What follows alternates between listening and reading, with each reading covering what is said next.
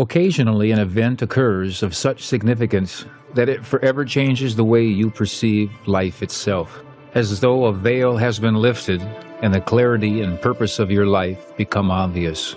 In November of 1993, such an event occurred for my family and I. I was one of the Native American children adopted at birth and removed from the reservation system. As fate would have it, I was raised by a wonderful family and grew up in southwest Minnesota.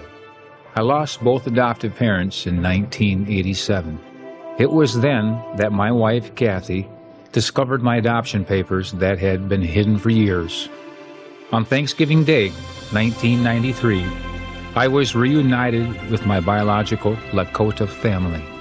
Neither of us had known the other had existed all those years. So began our incredible journey back into Native America. This is our story.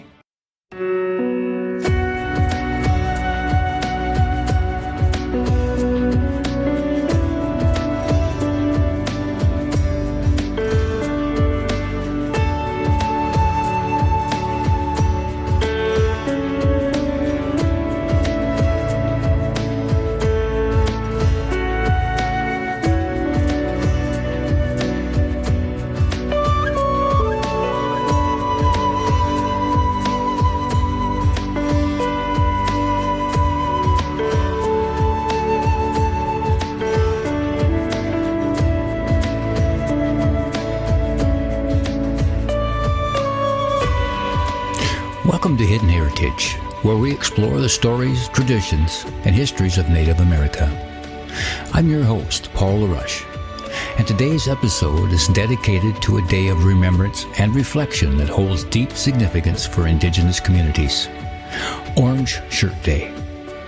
Observed on September 30th, Orange Shirt Day is a time to honor survivors of the residential and boarding school systems, acknowledge the painful history, and commit to the ongoing work of reconciliation. In this episode, we will explore the origins of Orange Shirt Day, why it matters, and how we can all participate in healing and learning from this chapter of our shared history. I was adopted at birth in the year 1955, and I entered kindergarten in the public school systems like most children at age 5. This was in the year 1960. Though late in its term, the Native American boarding school system was still active from years 1860 until 1978.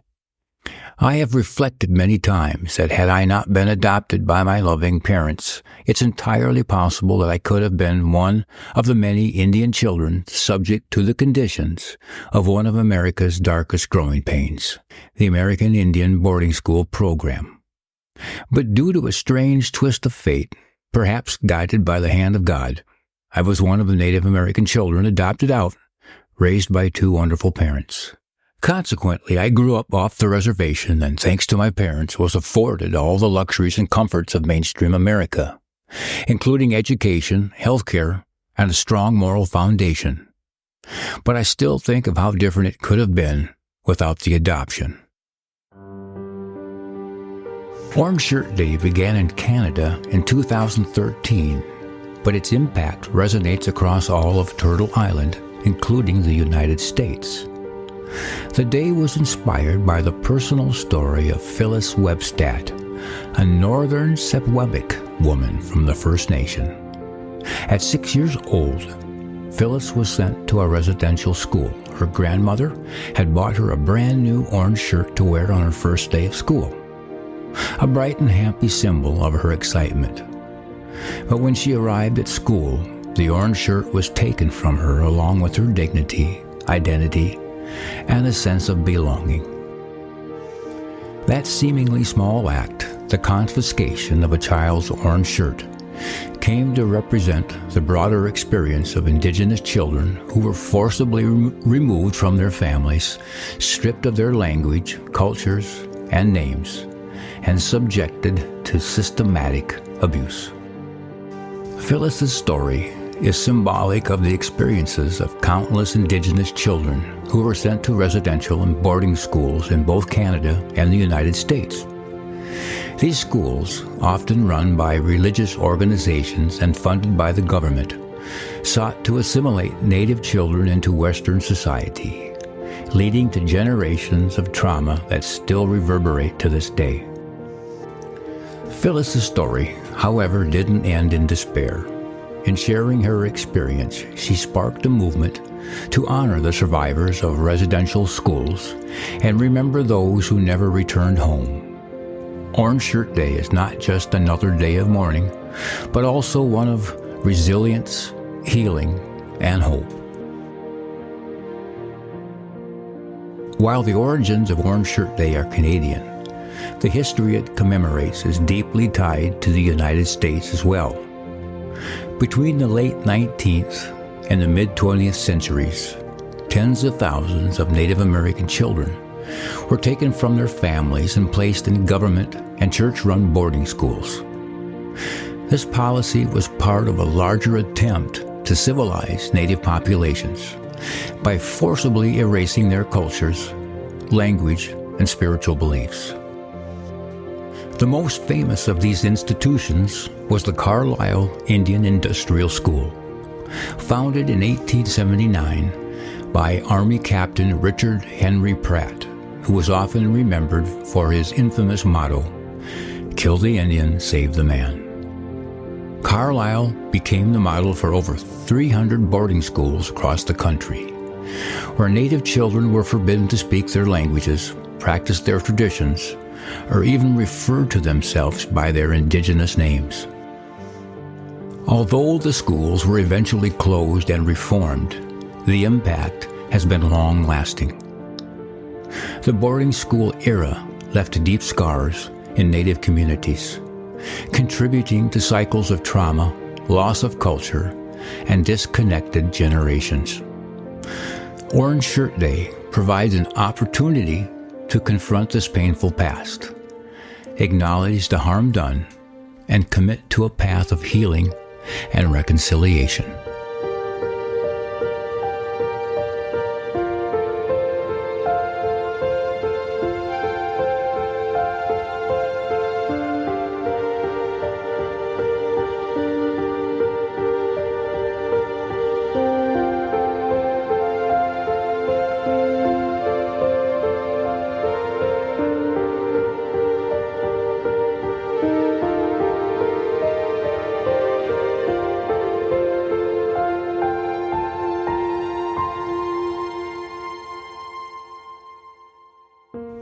The trauma of the boarding school era is often referred to as intergenerational trauma. This means that the wounds inflicted on those children did not end with them.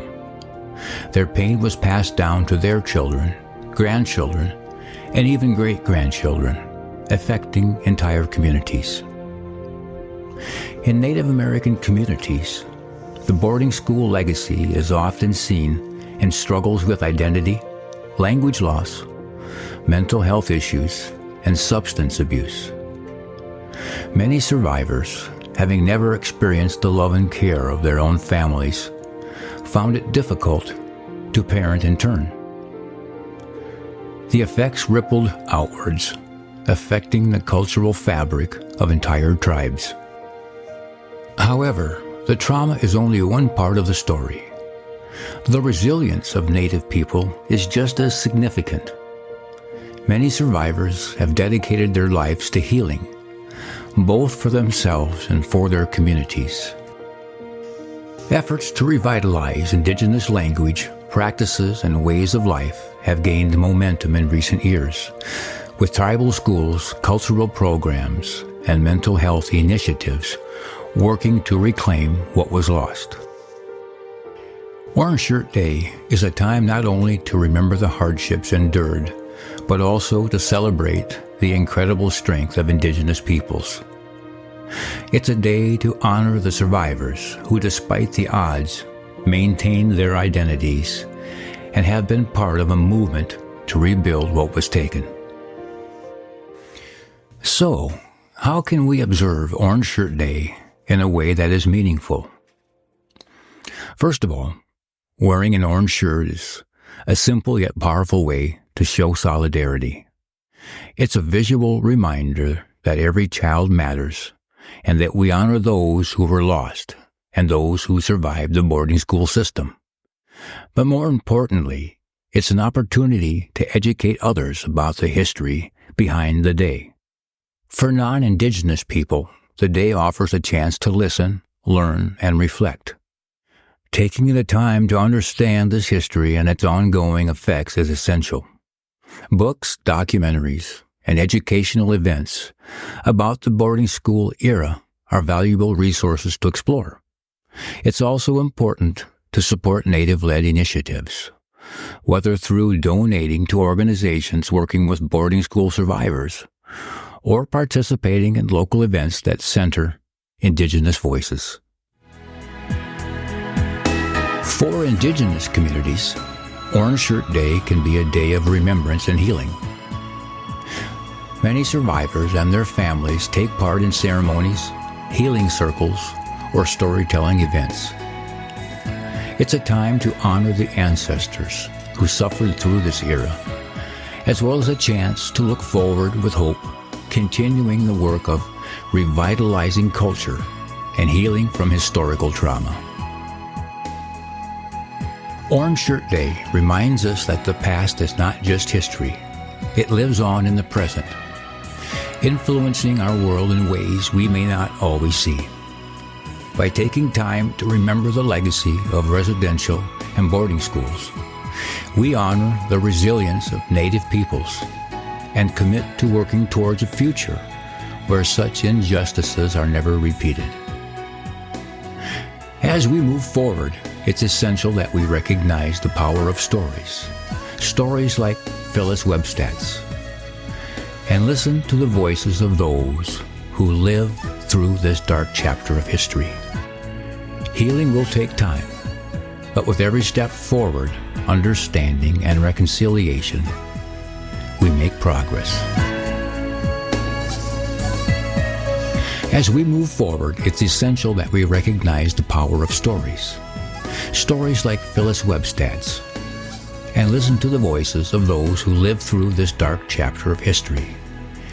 Healing will take time, but with every step towards understanding and reconciliation, we make progress. Thank you for joining me on this important episode of Hidden Heritage. I'm Paul LaRoche, and until next time, let's remember that every child matters.